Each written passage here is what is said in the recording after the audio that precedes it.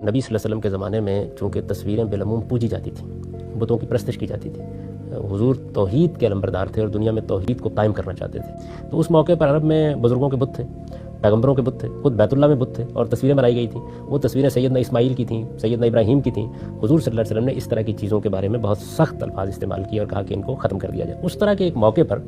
आपने ये कहा कि ये जो लोग इस तरह तस्वीरें बनाते हैं और बुत तराशते हैं और उसके बाद ये ख्याल करते हैं कि ये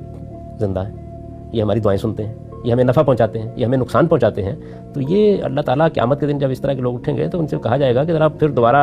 अल्लाह की उस तख्लीक के तरह की तख्लीक बना के तो दिखाओ। इस मौके की बात है, यानी कि उन लोगों को मज़म्मत का हदफ बनाया जा रहा है जो उन तस्वीरों के बारे में परस्तिश के जज्बात भी रखते हैं और उनसे अपनी उम्मीदें भी वाबस्ता करते हैं और ये भी ख्याल करते हैं कि ये हमारी दुआओं को सुनते, हमें नफ़ा पहुँचाते और नुकसान पहुँचाते हैं। ये बात है जिस बात को लोगों ने ये ख्याल कर लिया। अगर एक तस्वीर इस बुनियाद पर ममनू है कि किसी चीज़ में जान पाई जाती है तो शायद इन लोगों को मालूम नहीं है कि अब तो दरख्तों के बारे में भी यही सूरत है और बहुत सी चीज़ों के बारे में भी यही। अच्छा, कुरान मजीद तो कहता है कि एक नौइयत का शऊर पहाड़ों के अंदर भी मौजूद है,